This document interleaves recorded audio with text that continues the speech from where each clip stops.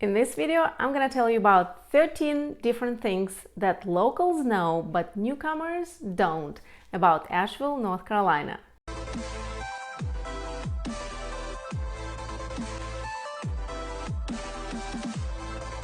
Hi, my name is 𝕊𝕉𝕋𝕋. I am with ℍ𝕠𝕟𝕟𝕼 Realty at Realty One Group Pivot here in Asheville, North Carolina.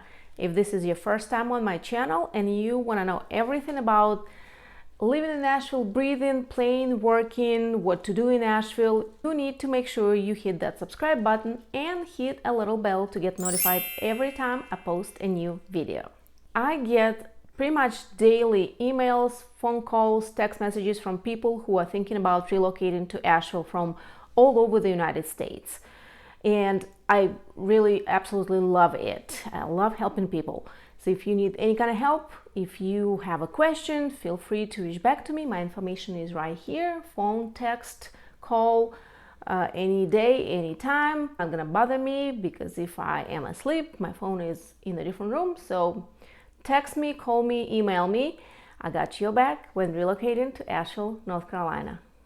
All right, so let's get to the list of 13 things that locals know but newcomers don't or might not realize about Asheville, North Carolina. First one is you will probably, most likely, going to need a car when living in Asheville. And that is for two different reasons. Not only our public transport is less than great, I mean, we do have public buses running through the town, but they're not very frequent, and it's a pain. I remember when I had to take public buses when I first got here. That was back in 2004 when I was still saving for my first car.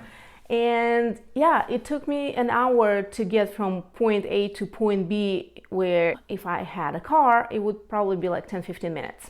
So reason number one. And reason number two is that unless you live in a very walkable neighborhood, and by that I not only mean walkable where you can walk obviously, but you can get to grocery store, to downtown, to restaurants, coffee shops, library, police station, I don't know what, whatever.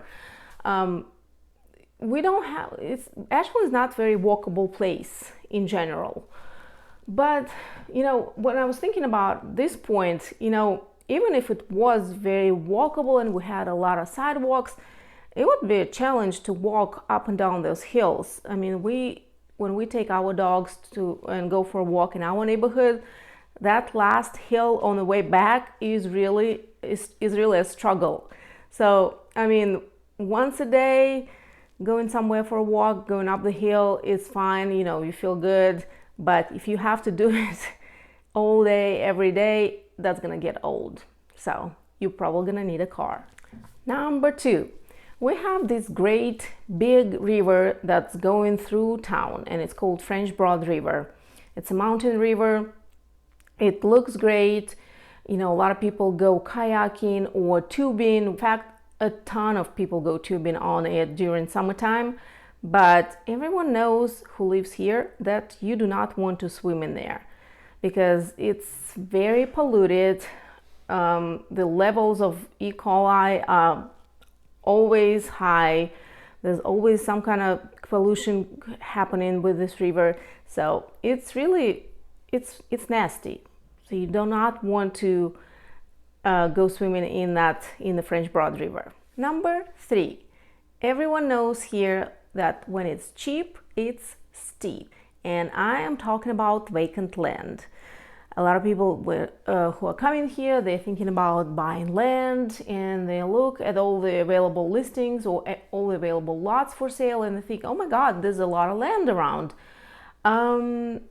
Yeah, the problem is if it sounds too good to be true, it probably is. And if it sounds like it's a good deal, it's probably going to be on the side of the mountain, all wooded, no infrastructure, no roads. So it's going to cost you a lot more to develop this land, to put a house, to put septic, to clear for a building lot. So this is one of the things that everyone here knows about, but maybe newcomers and people who are moving to the area do not realize yet. Number 4, we have a big variety of wildlife basically everywhere. Even in downtown Asheville, it is not uncommon to see bears. Other wildlife animals include deer. Do not plant your tulips everywhere in the garden unless it's or behind the fence, because the deer will eat all the tulips. Speaking from experience. Turkeys, coyotes, squirrels, of course, everywhere.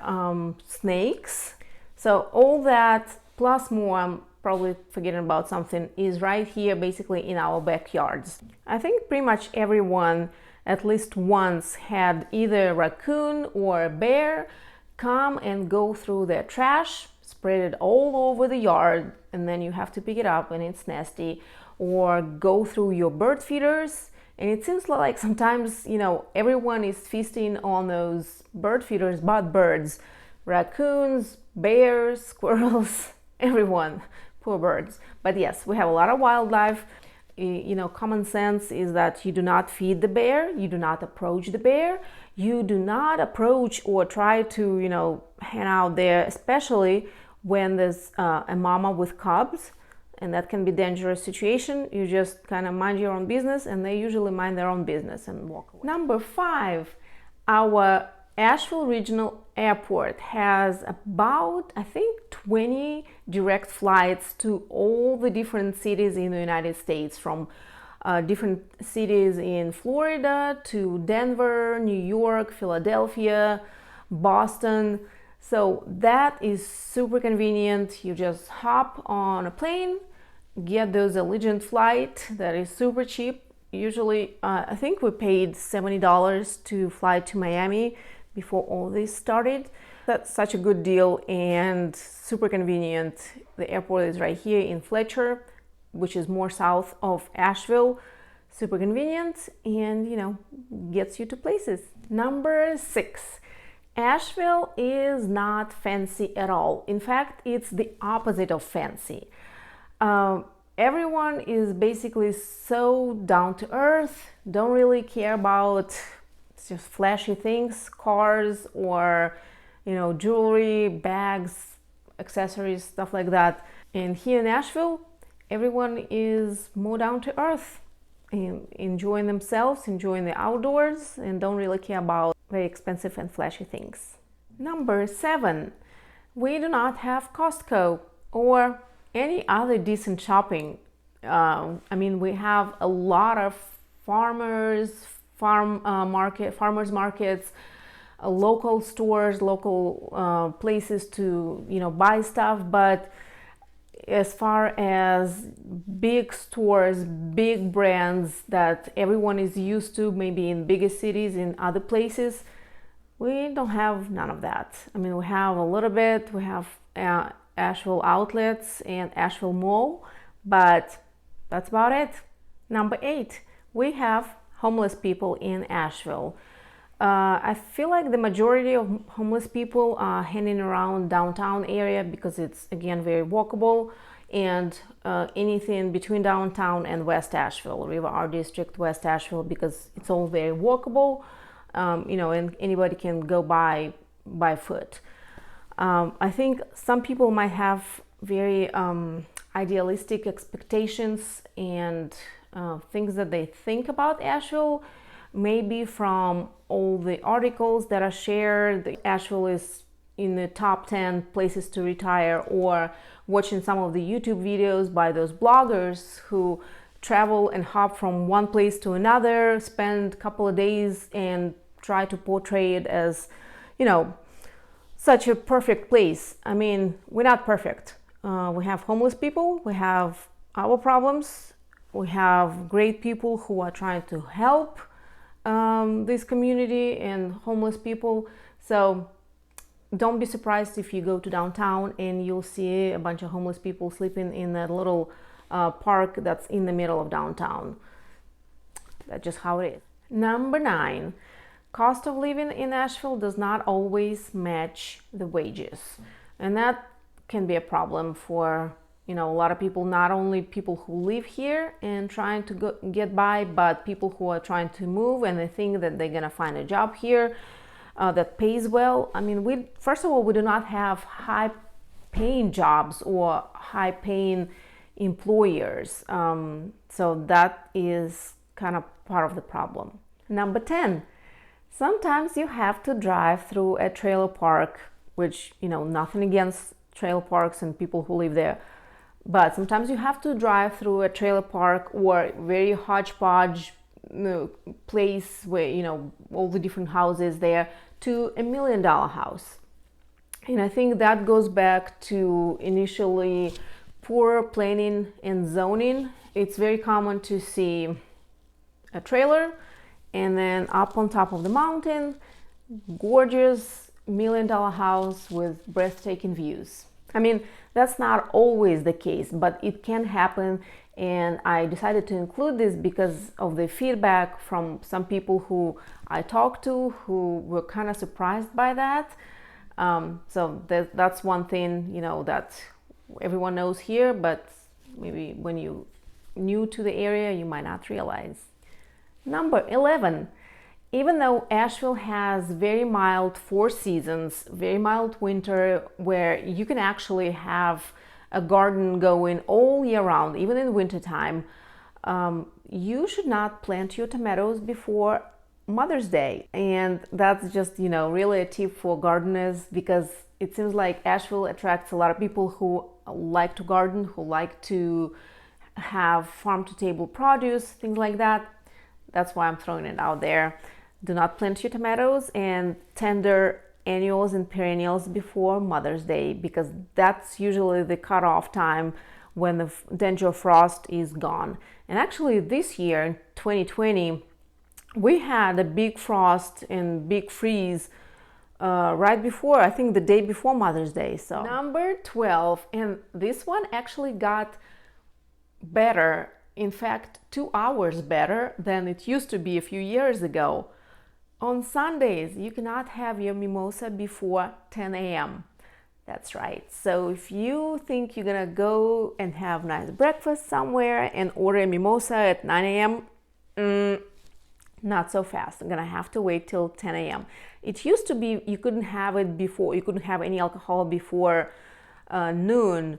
So that's a little better, but still keep that in mind. And last but not least, certainly in these times when everyone is relying on it, and it's basically as important as everything else in life, is internet or the lack of. Some people think that or want to live kind of farther from everyone else, have lots of privacy, lots of land, don't want to be right in the city, want to be a little farther. But keep in mind, the farther you go from town, basically in all directions, maybe except for Hendersonville, because that's the second largest town or city in Western North Carolina after Asheville. But the farther you go in all the directions, the less chances that you're going to have high-speed internet. There are less providers the farther you go, so there's no basically competition.